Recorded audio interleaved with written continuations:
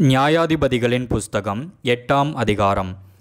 அப்பொழுது எப்பிராயிம் மனுஷர் அவனை நோக்கி, நீ மீதியானியர் மேல் யுத்தம் பண்ண போகிற போது எங்களை அழைப்பிக்கவில்லையே, இப்படி நீ எங்களுக்கு செய்தது என்ன என்று அவனோடே பலத்த வாக்குவாதம் பண்ணினார்கள். அதற்கு அவன், நீங்கள் செய்ததற்கு நான் செய்தது எம்மாத்திரம்? அபியேஸ்ரியரின் திராட்சப்பழத்தின் முழு அறுப்பை பார்க்கிலும் எப்பிராயீமரின் மீதியான அறுப்பு அதிகமல்லவா?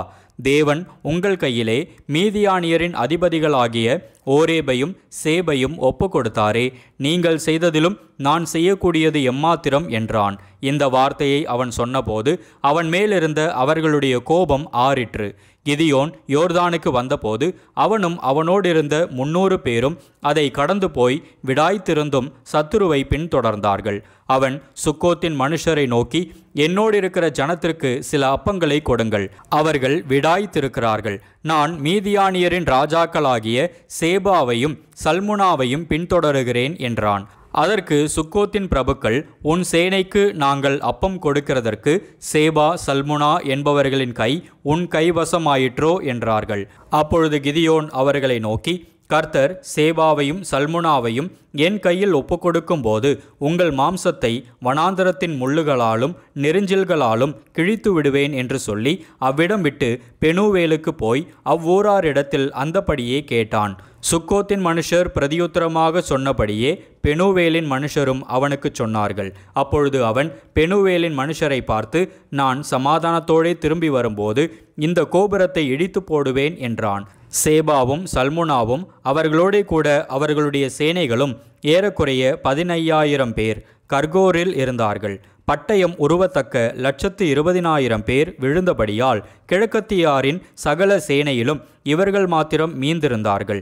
கிதியோன் கூடாரங்களிலே குடியிருக்கிறவர்கள் வழியாய் நோபாகுக்கும் யொகிபேயாவுக்கும் கிழக்கே போய் அந்த சேனை பயமில்லை என்றிருந்தபோது அதை முறிய அடித்தான். சேபாவும் சல்முனாவும் ஓடி போனார்கள்.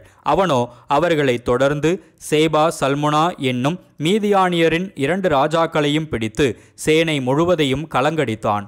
யோவாசின் குமாரனாகிய கிதியோன் யுத்தம் பண்ணி சூரியன் உதிக்கும் முன்னே திரும்பி வந்தபோது சுக்கோத்தின் மனுஷரில் ஒரு வாலிபனை பிடித்து அவனிடத்தில் விசாரித்தான். அவன் சுக்கோத்தின் பிரபுக்களும் அதன் மூப்பரும் ஆகிய 77 மனுஷரின் பேரை அவனுக்கு எழுதி கொடுத்தான்.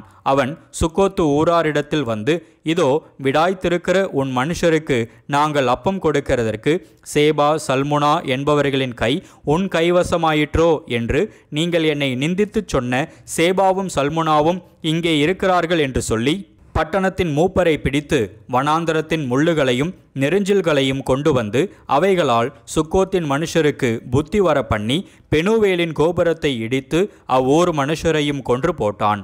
பின்பு அவன் சேபாவையும் சல்முனாவையும் நோக்கி, நீங்கள் தாபோரிலே கொன்று போட்ட அந்த மனுஷர் எப்படிப்பட்டவர்கள் என்று கேட்டான். அதற்கு அவர்கள், நீர் எப்படிப்பட்டவரோ அவர்களும் அப்படிப்பட்டவர்களே, ஒவ்வொருவனும் பார்வைக்கு ராஜகுமாரனை போல் இருந்தான் என்றார்கள். அப்பொழுது அவன், அவர்கள் என் சகோதரரும் என் தாயின் பிள்ளைகளுமாயிருந்தார்கள், அவர்களை உயிரோடே வைத்திருந்தீர்களானால் உங்களை கொல்லாதிருப்பேன் என்று கர்த்தரின் ஜீவனை கொண்டு சொல்லுகிறேன் என்று சொல்லி தன் மூத்த குமாரனாகிய எத்தேரை நோக்கி, நீ எழுந்து இவர்களை வெட்டி போடு என்றான். அந்த வாலிபன் இளைஞனானபடியால் பயந்து தன் பட்டயத்தை உருவாதிருந்தான். அப்பொழுது சேபாவும் சல்முனாவும், நீரே எழுந்து எங்கள் மேல் விழும், மனுஷன் எப்படியோ அப்படியே அவன் பெலனும் இருக்கும் என்றார்கள். கிதியோன் எழுந்து சேபாவையும் சல்முனாவையும் கொன்று போட்டு அவர்கள் ஒட்டகங்களின் கழுத்துகளில் இருந்த சாந்து காரைகளை எடுத்து கொண்டான்.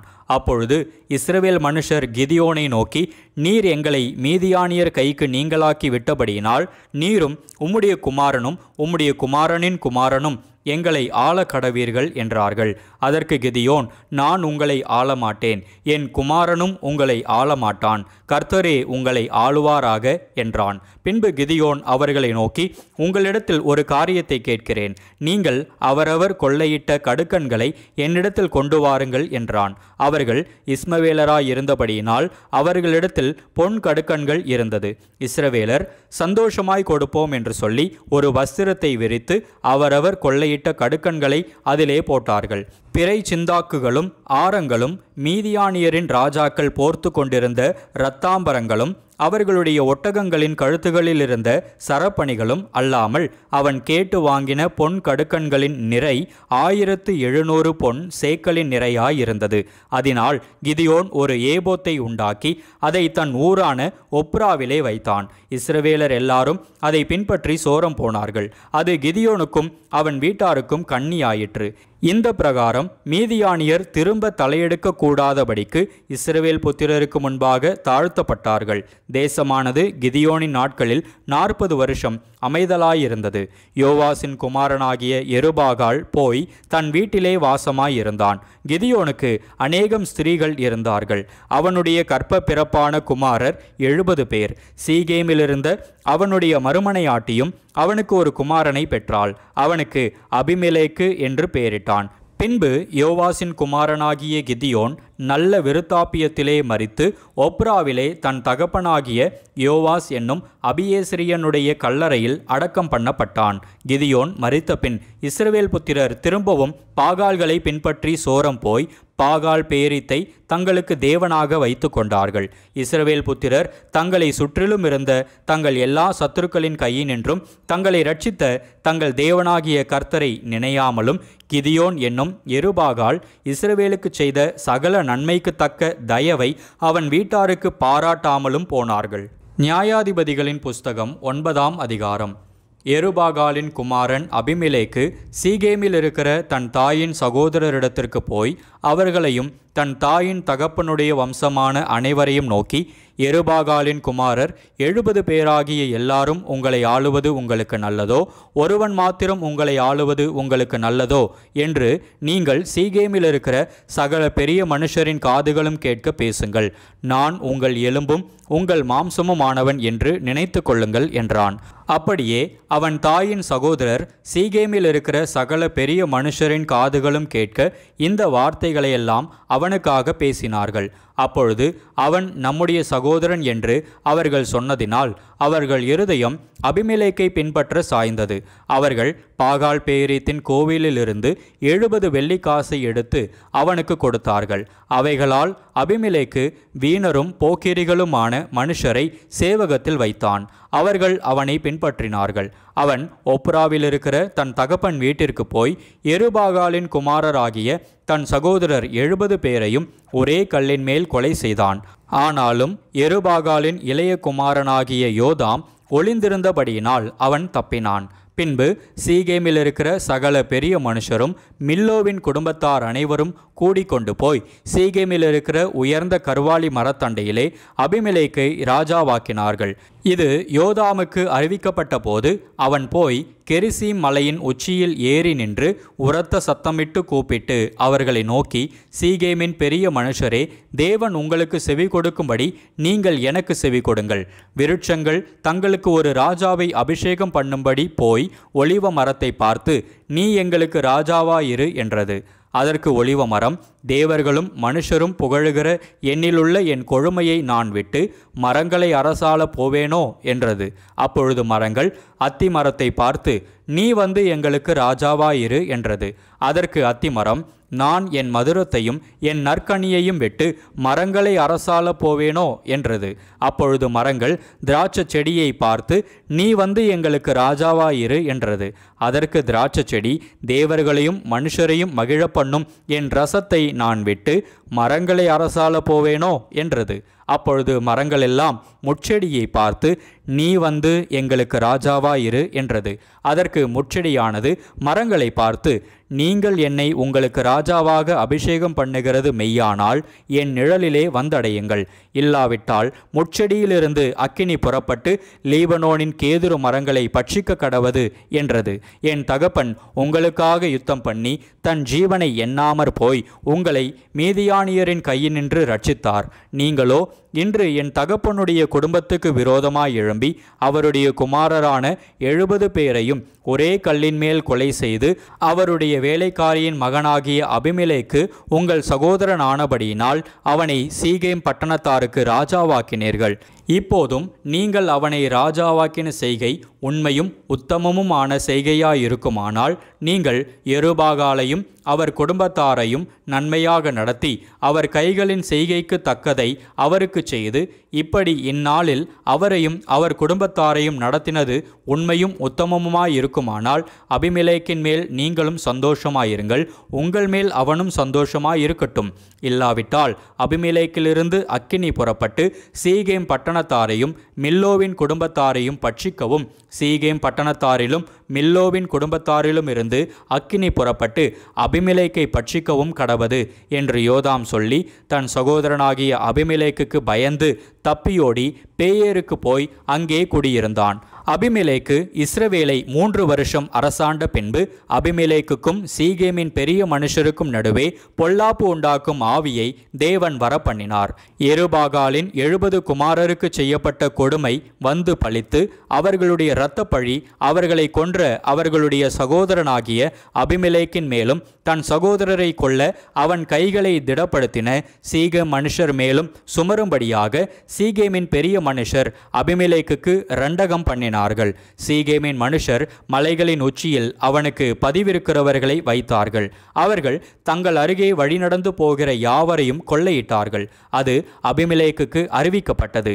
ஏபேதின் குமாரனாகிய காகால் தன் சகோதரரோடே சீகேமுக்குள் போனான். சீகேமின் பெரிய மனுஷர் அவனை நம்பி வெளியே புறப்பட்டு தங்கள் திராட்சை தோட்டங்களின் பழங்களை அறுத்து ஆலையாட்டி ஆடி பாடி தங்கள் தேவனின் வீட்டிற்குள் போய் புசித்து குடித்து அபிமெலேக்கை சபித்தார்கள். அப்பொழுது ஏபேதின் குமாரனாகிய காகால், அபிமெலேக்கு யார்? சீகேம் யார்? நாம் அவனை சேவிக்க வேண்டியதென்ன? அவன் யெருபாகாலின் மகன் அல்லவா? சேபுல் அவனுடைய காரியக்காரன் அல்லவா? சீகேமின் தகப்பனாகிய ஏமோரின் மனுஷரையே சேவியுங்கள், அவனை நாங்கள் சேவிப்பானேன். இந்த ஜனங்கள் மாத்திரம் என் கைக்குள் இருக்கட்டும், நான் அபிமெலேக்கை துரத்தி விடுவேன் என்றான். உன் சேனையை பெருக பண்ணி புறப்பட்டு வா என்று அவன் அபிமெலேக்குக்கு சொல்லி அனுப்பினான். பட்டணத்தின் அதிகாரியாகிய சேபோல் ஏபேதின் குமாரனாகிய காகாலின் வார்த்தைகளை கேட்டபோது கோபமோண்டு இரகசியமாய் அபிமெலேக்கின் இடத்துக்கு ஆட்களை அனுப்பி, இதோ ஏபேதின் குமாரனாகிய காகாலும் அவனுடைய சகோதரரும் சீகேமுக்கு வந்திருக்கிறார்கள், பட்டணத்தை உமக்கு விரோதமாக எழுப்புகிறார்கள். ஆகையால் நீர் உம்மோடு இருக்கும் ஜனங்களோடே கூட இரவில் எழுந்து வந்து வெளியிலே பதிவிருந்து காலமே சூரியன் உதிக்கையில் எழும்பி பட்டணத்தின் மேல் விழுந்து அவனும் அவனோடு இருக்கிற ஜனங்களும் உமக்கு எதிரே புறப்படும் போது உம்முடைய கைக்கு நேரிடுகிறபடி அவனுக்கு செய்யும் என்று சொல்லி அனுப்பினான். அப்படியே அபிமெலேக்கும் அவனோடு இருந்த சகல ஜனங்களும் இரவில் எழுந்து போய் சீகேமுக்கு விரோதமாக 4 படையாக பதிவிருந்தார்கள். ஏபேதின் குமாரன் காகால் புறப்பட்டு பட்டணத்தின் ஒளிமுக வாசலில் நின்றான். அப்பொழுது பதிவிருந்த அபிமெலேக்கு தன்னோடு இருக்கிற ஜனங்களோடே கூட எழும்பி வந்தான். காகால் அந்த ஜனங்களை கண்டு, இதோ மலைகளின் உச்சிகளிலிருந்து ஜனங்கள் இறங்கி வருகிறார்கள் என்று சேபூலோடே சொன்னான். அதற்கு சேபுல், நீ மலைகளின் நிழலை கண்டு மனுஷர் என்று நினைக்கிறாய் என்றான். காகாலோ திரும்பவும், இதோ ஜனங்கள் தேசத்தின் மேட்டிலிருந்து இறங்கி வந்து ஒரு படை மெயோனினிமின் கர்வாலி மரத்தின் வழியாய் வருகிறது என்றான். அதற்கு சேபோல், அபிமெலேக்கை நாம் சேவிக்கிறதற்கு அவன் யார் என்று நீ சொன்ன உன் வாய் இப்பொழுது எங்கே? நீ நிந்தித்த ஜனங்கள் அவர்கள் அல்லவா? இப்பொழுது நீ புறப்பட்டு அவர்களோடு யுத்தம் பண்ணு என்றான்.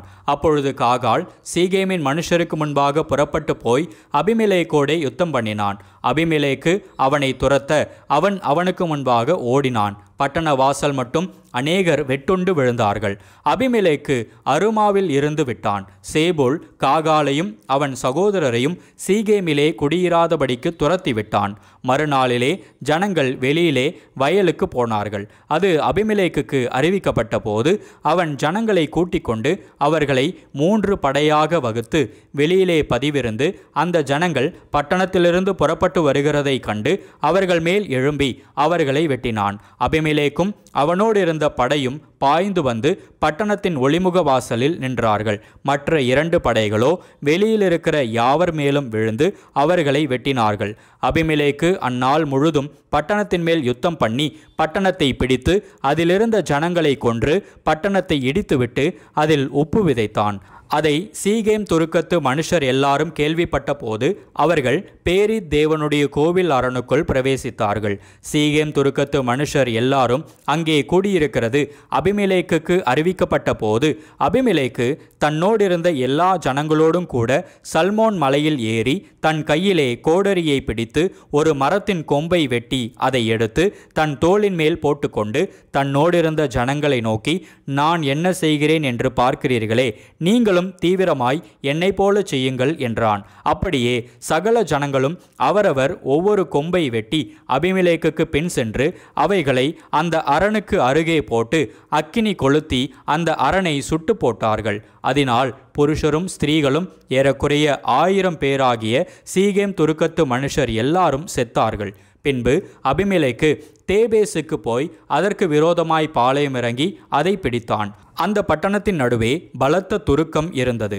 அங்கே சகல புருஷரும் ஸ்திரீகளும் பட்டணத்து மனுஷர் அனைவரும் ஓடி புகுந்து கதவை பூட்டிக்கொண்டு துருக்கத்தின் மேல் ஏறினார்கள். அபிமெலேக்கு அந்த துருக்கம் மட்டும் வந்து அதன் மேல் யுத்தம் பண்ணி துருக்கத்தின் கதவை சுட்டெரித்து போடும்படிக்கு அதன் கிட்ட சேர்ந்தான். அப்பொழுது ஒரு ஸ்திரீ ஒரு ஏந்திர கல்லின் துண்டை அபிமெலேக்குடைய தலையின் மேல் போட்டாள். அது அவன் மண்டையை உடைத்தது.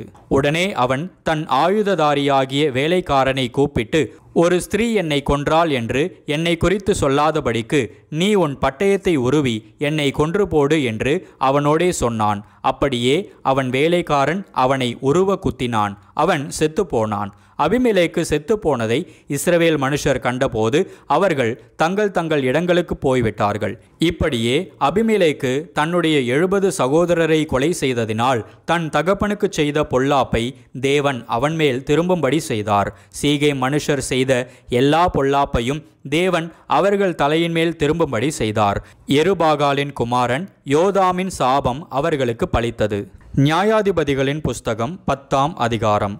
அபிமெலேக்குக்கு பின்பு தோதோவின் மகனாகிய பூவாவின் குமாரன் தோலா என்னும் இசக்கார் கோத்திரத்தான் இஸ்ரவேலை ரட்சிக்க எழும்பினான். அவன் எப்பிராயிம் மலை தேசத்து ஊராகிய சாமீரிலே குடியிருந்தான். அவன் இஸ்ரவேலை 23 வருஷம் நியாயம் விசாரித்து பின்பு மரித்து சாமீரிலே அடக்கம் பண்ணப்பட்டான். அவனுக்கு பின்பு கீலேயாத்தியனான யாவீர் எழும்பி இஸ்ரவேலை 22 வருஷம் நியாயம் விசாரித்தான். 30 கழுதை குட்டிகளின் மேல் ஏறும் 30 குமாரர் அவனுக்கு இருந்தார்கள். அவர்களுக்கு 30 ஊர்களும் இருந்தது. கீலேயா தேசத்தில் இருக்கிற அவைகளுக்கு இந்நாள் வரைக்கும் யாவீரின் கிராமங்கள் என்கிற பேர் இருக்கிறது. யாவீர் மரித்து காமோனிலே அடக்கம் பண்ணப்பட்டான். இஸ்ரவேல் புத்திரர் மறுபடியும் கர்த்தரின் பார்வைக்கு பொல்லாப்பு செய்து கர்த்தரை சேவியாமல் அவரை விட்டு போய் பாகால்களையும் அஸ்தரோத்தையும் சீரியாவின் தேவர்களையும் சீதோனின் தேவர்களையும் மோவாபின் தேவர்களையும் அம்மோன் புத்திரரின் தேவர்களையும் பெலிஸ்தரின் தேவர்களையும் சேவித்தார்கள்.